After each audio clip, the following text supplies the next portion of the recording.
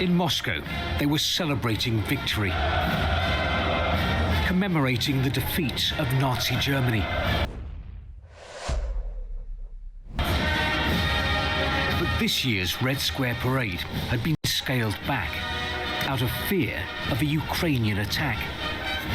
The soldiers were here, but the military hardware, well, that was on a screen, not on the square. I've been on Red Square on Victory Day many times before, but this year's parade looks very different.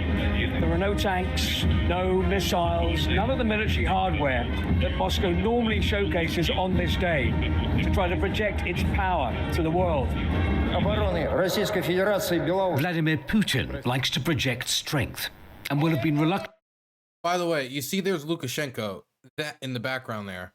That is the, by the way, Putin looks old as fuck. And I'm sorry, just throwing that out there. He just looks really old here. Look at his hand. Oh my God. God, I can't wait for that son of a bitch to die. But anyway, there's Lukashenko, both him and Lukashenko. But Lukashenko was the only foreign head of state that went there outside of like it was like a Malaysian royal I saw. And Fiso, who was originally supposed to go there, after a meeting with Zelensky, decided, I think it's best if I didn't. And he instead had a private meeting with Putin. To pare down his parade. He wants Russians to think that the... Mind you, back in 2010, you could get Chinese, you'd have Xi Jinping in that fucking crowd. Will have been reluctant to pare down his parade. He wants Russians to think that the war on Ukraine and World War II are connected. The great feat of the generation of victors inspires the soldiers fighting in today's special military operation. They are confronting an aggressive force which is armed and supported by the whole of NATO. Hey, can I just throw out there, and I don't care how people interpret this, Victory Day is like a fascist. It is a fascist event. It is an imperialist event. It is not a celebration of World War II in any fucking fashion, really. If you look at how it's used in modern Russian culture, it is used as a weapon for propaganda. It is used as a weapon for warmongering, and how Putin uses it is specifically as a propaganda tool to justify his invasions and conquests in Ukraine against the families and the descendants of those who actually fought and won the war. Because in Ukraine, there's a bunch of people, the vast majority of whom fought for the Red Army against, not even for the Red Army, largely against Nazism, but still in the Red Army against Nazism. And a lot of the civilians who have died are people who survived that. I mean, there are a lot of the people who evacuate last are like the elderly. I'm going to be very blunt with you. You go to these frontline towns, old person, old person, old person, old person, and you will be surprised by really these pieces of history you'll find as like 97 years old can like tell you about what it was like before World War II when they were a kid. Like it, like just really, I don't know, icons of age who are getting killed. Holocaust survivors who freeze to death in their apartments. And this is all to fight against Nazism. And that's why we need to send neo-Nazi militias like Rusich to go fucking, lynch people in Ukraine. It's ridiculous. And they do lynch people. And they've admitted it and they brag about it. And they give like guides on how to execute people without showing signs of like burning from the gun being pressed to the back of their head. Like use a phone book to divide it from your people, stuff like that. So Victory Day to me really doesn't have much to do with World War II outside of like aesthetic purposes at this point. There's still like people who celebrate like the honor of those who fought. There's still people who care about that. But May 9th is not an exercise in that. Despite this, our heroes move forward. With a little help from their friends, North Korean troops took part in the parade. Their army has been fighting for Russia against Ukraine. Ukraine did not target President Putin's parade. A last-minute ceasefire brokered by Donald Trump reduced that danger. As for the finale, it was very patriotic. Russia can truly celebrate what it calls the Great Victory of 1945, but victory in Ukraine, there's no sign. Steve Rosenberg, BBC News, Moscow. Can I just throw out there, speaking about that ceasefire that was negotiated by Trump, the ceasefire did not last. I have to ask, what ceasefire? Because on the front line, on May 9th, the day of the Victory Day ceasefire that was supposed to happen, there was clashes along the front line. There were assault operations, there were artillery shellings, mortar shellings, drone attacks, both FPV, night bomber, like mid-range strike drone. There were recon drones were actively picking targets all across the front. There was still clashes all along the front line. So there was no frontline ceasefire. In fact, I would need to be convinced that hostilities on the front line even reduced in some noticeable way. So that's the first thing. So the ceasefire didn't seem to apply to the front line. So the celebration for the sacrifice made during World War II was not extended to the descendants of those who were brave enough to pick up a gun. That was not extended to them. That was extended to the people who were brave enough to go to a rally and watch a bunch of people march in single file line. So that's what the ceasefire was extended to.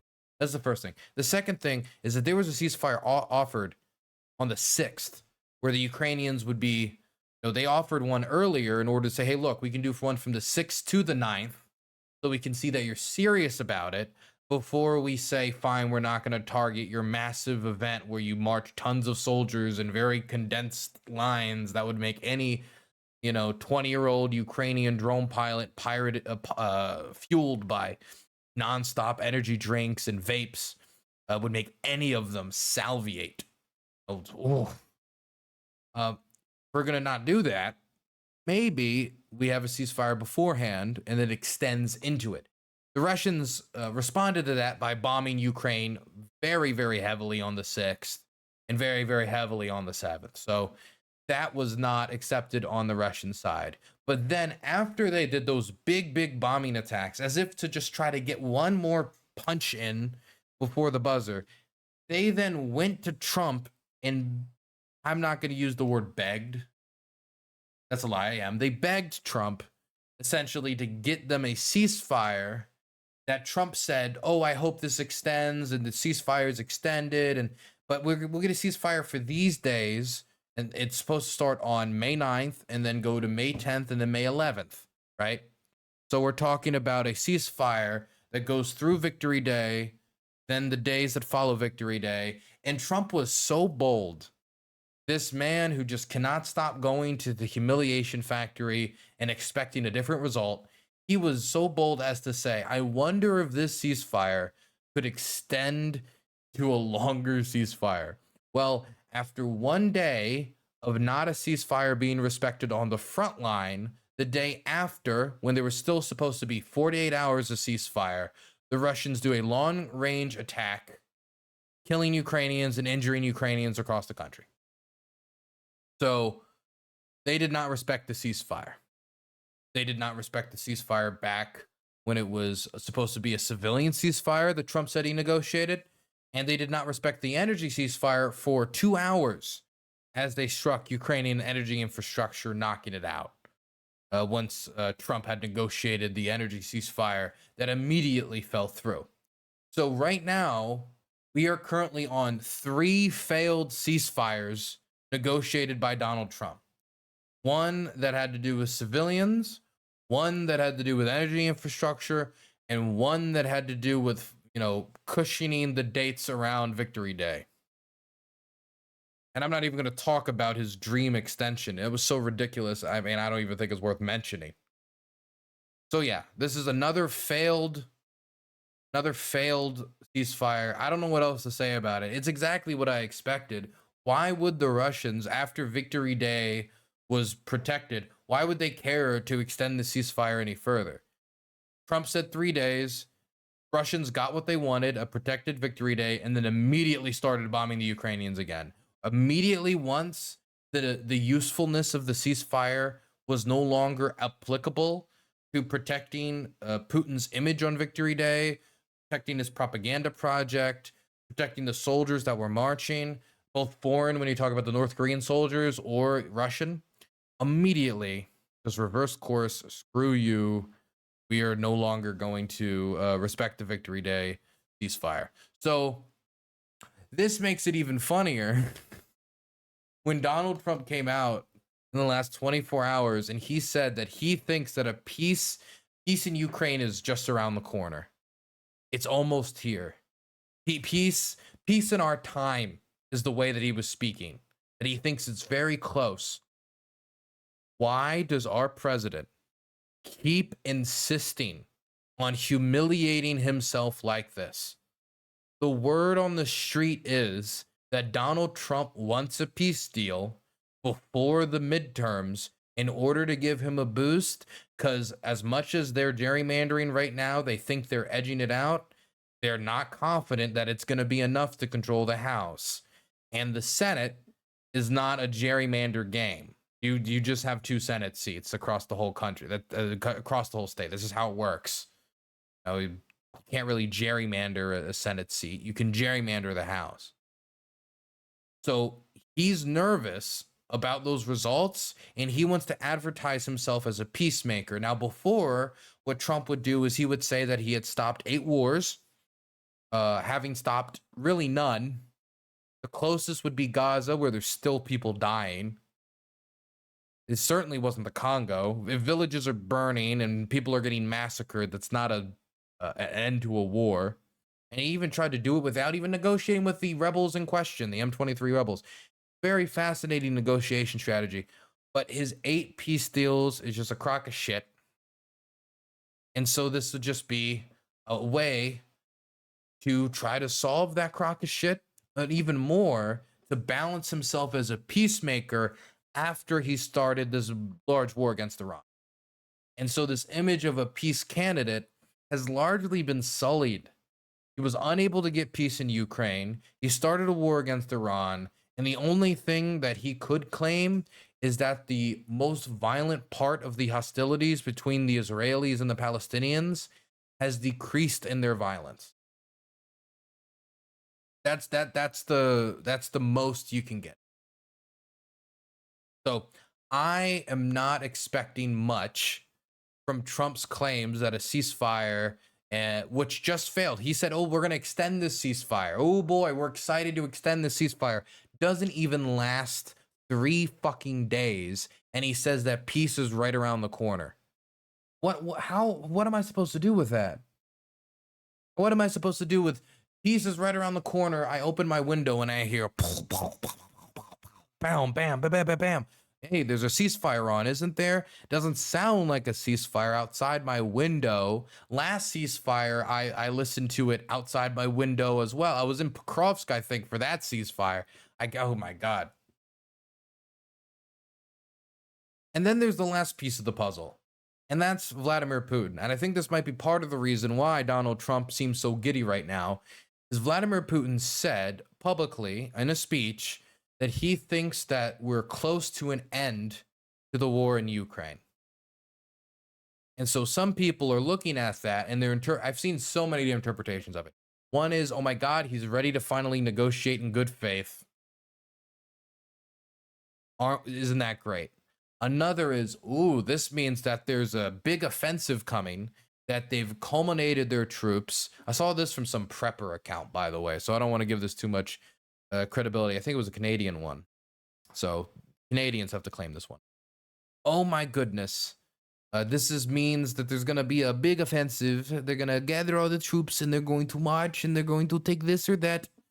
Now, do they point to where this culmination of troops is? Do they say, you know, here's the best spot to do this? Do they give any idea? No, they just kind of wildly speculate based upon like 20 seconds of a Putin speech. But I'm going to tell you what it's about. It's about 2 things. Number 1, continuing to keep the United States engaged as Ukraine is now signing deals with America's defense industry, and Viktor Orban just got yeeted out of office. Okay, that's the first thing. The second reason is Putin's popularity is caving. For 7 to 8 weeks now, Putin's popularity has been declining week after week after week after week, and it's headed towards pre-2022 invasion levels. And what I mean by that is when the 2022 invasion happened, a lot of people reacted in the same way that they reacted after the invasion of Crimea, in this type of revanchist nationalist fervor, where they said, oh my gosh, Russia has been added, Russia has been made greater. This was due to Putin's strength. This was due to Putin's leadership. And so he got a huge boost due to that nationalist fervor after the annexation of Crimea. When he declared war on Ukraine, there was a similar nationalist fervor that spread throughout the Russian population. Now, we've been so deep in the apathy of the Russian public for so long, where they're like, I don't really care one way or the other, or I'm kind of supportive of the war, but I'm certainly not going to go get blown up in some pauper's field so we can take some village I never heard of and don't have any family in. No, they're not a, there's a bunch of population that way. There's a bunch of population that's generally apathetic. And so it's kind of hard to picture that scene at the start. But at the start of the Russian invasion, while there were people who were protesting against the war that got a lot of coverage in the West, the vast majority of Russians supported the invasion. And not only did they support the invasion, they really supported the invasion, as in he got a polling boost. As in people who were like kind of milquetoast, I don't know about Putin, was like, oh, you know, this guy actually has got something. He's got sauce. He's got the sauce. Now, 5 years on, there's no quick victory. This is not like the annexation of Crimea. And there is no end to the war in sight. The economy is worsening. The cost of living is increasing. Job opportunities are being strangled. And civil society is being crushed to a point where you can't even access internet on the street. Telegram is being restricted. And I mean, it's just like a general clampdown on the information that people can access. And so this is a very different environment than the one that followed the immediate invasion of Crimea. And so Putin's popularity has been declining for some time, but if he can convince the Russian public that he's genuinely trying to end the war, that Putin is a man of peace, that he even thinks that the war could end soon, and he's going to make rhetorical changes. Instead of calling like Zelensky the drug out old warmonger Nazi, he's going to call him, as he did in the same speech, Mr. Zelensky. That's different. That isn't Zelensky the illegitimate president. That isn't Zelensky the drug addict. Now, none of that necessarily indicates that he's not calling him a drug addict at other times, that he's not degrading his legitimacy as Ukraine's a duly elected representative at another time, but it does indicate a signal combined with his statement about the war ending soon that some could read as, oh, he wants to end the war. Oh, he's trying to end the war. Oh, maybe the war will end soon. And if you're those Russians who were losing faith in Putin and your popularity, and, you know, as popularity decreased, this could have the effect of both engaging the United States, because our leadership desperately wants to normalize relations with Russia as we remove sanctions on their crude. And on the other hand, it also benefits the government by allowing them to essentially make the argument that they're trying to make peace. They want peace, and peace could actually be right around the corner. And if peace is right around the corner, hell, this might even be the time to sign a Russian military contract so you can get that signing bonus that you're going to get from the regional governments that are trying to supplement the Russian military's recruitment efforts and get some payments. In fact, when Trump won, there were a bunch of people who signed up thinking that Trump was going to end the war, so they better get while the getting is good. They are probably regretting that decision, as will these people, even if it's just a few thousand people who sign up in relation to this information. They will regret it as well, because I don't think the Russians mean that seriously. I don't think Putin means that seriously. I think this is an effort to, again, a diplomatic effort aimed towards Washington, but more importantly, a public relations effort when it comes to the Russian public that has grown wary of this war, but even more wary of the consequences for them, both in how the drones are being thrown deeper and deeper past Moscow, how they're destroying the oil and gas industry in Russia, costing them billions of dollars that they're trying to make back in unsanctioned sales. So I think a lot of this is also public relations effort, and so you shouldn't put too much weight into it. But Trump, as naively hopeful as ever, seems to be out there saying peace around the corner. Well, what corner and how far away is it?